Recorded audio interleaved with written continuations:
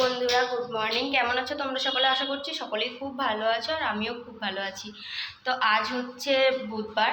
তো সকালবেলায় ভাত টাত হয়ে গেছে, আর মানে সব কাজ মোটামুটি কমপ্লিট। আজ স্নান টান করিনি, আজও মা স্নান করে পুজো করেছে। তো আজ কাল তোমাদের দাদাভাই মানে চিকেনের যে মানে মুরগির যে গলা, তারপর স্টমাক, মেটে সেগুলো হয়, সেগুলো নিয়ে এসছে। তো সেগুলো ধুয়ে রাখলাম।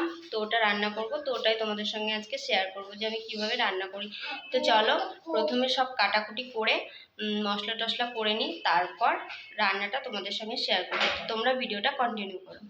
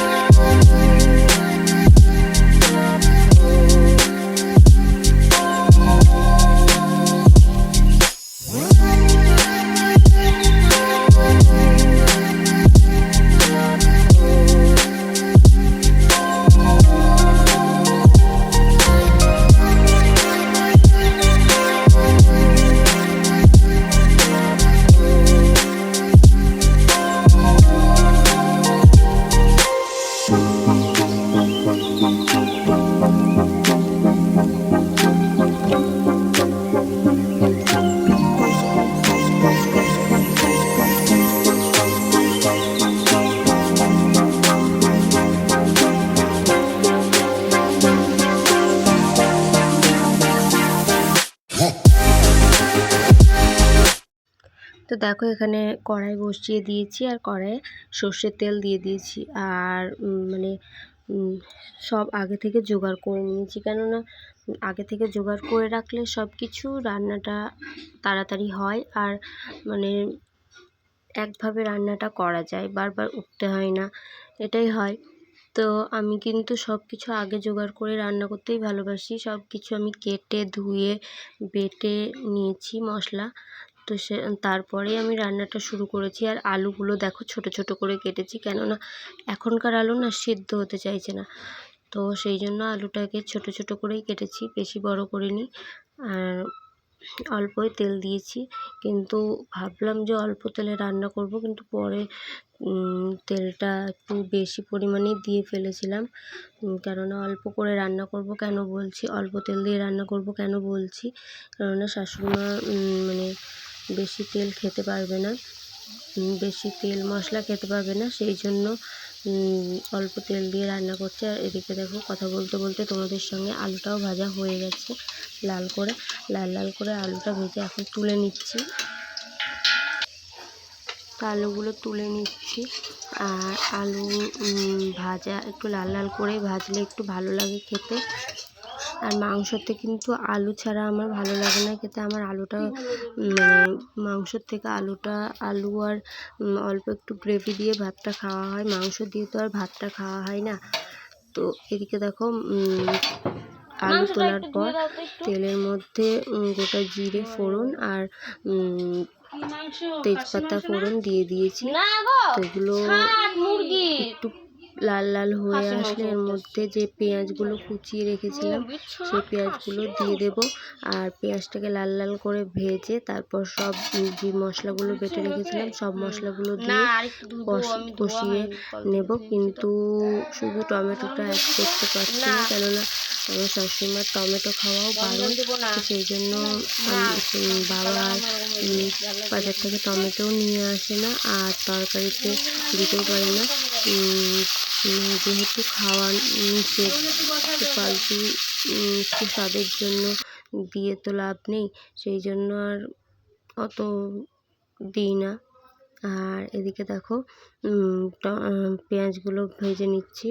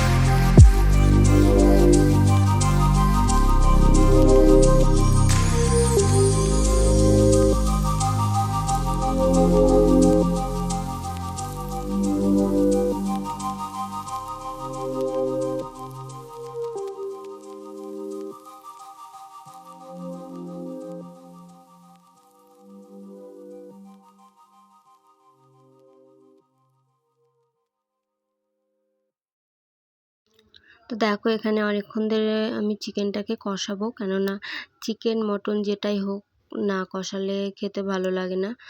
আর চিকেন তো একটু তাড়াতাড়ি হয়, কিন্তু মটনটা হতে অনেকটাই দেরি লাগে, অনেকক্ষণ ধরেই কষাতে হয়। তো সেই জন্য আমি চিকেনটাকে ভালোভাবে কষিয়ে নিচ্ছি। আর তোমাদের দাদাভাই বসে রয়েছে যে কখন এটা রান্না হবে, তারপরও ভাত খাবে। আর যেদিনই আমাদের বাড়িতে মাংস হোক না কেন, যে কোনোই মাংস, তো ও ভাত খায় না, যটাই বাজুক, 11টা 12টা যটাই বাজুক, ও কিন্তু মাংস হলে তারপর সকালকার ভাত খাবে। ওর এটা মানে অভ্যাস, কেন জানি না। কিন্তু আমাদের অতটা মনে হয় না, আগে মনে হতো বিয়ের আগে, তো এখন আর অতটা কিছু মনে হয় না যে মাংস হবে তারপরই ভাত খাবো, যা থাকে তাই দিয়েই খেয়ে নিই। তো দেখো অনেকক্ষণ কষানোর পর তেল ছেড়ে গেছে মাংসতে। আর আজকে রান্নাটা কিন্তু অনেকটাই মন দিয়ে করেছি আর খেতেও কিন্তু দুর্দান্ত হয়েছিল।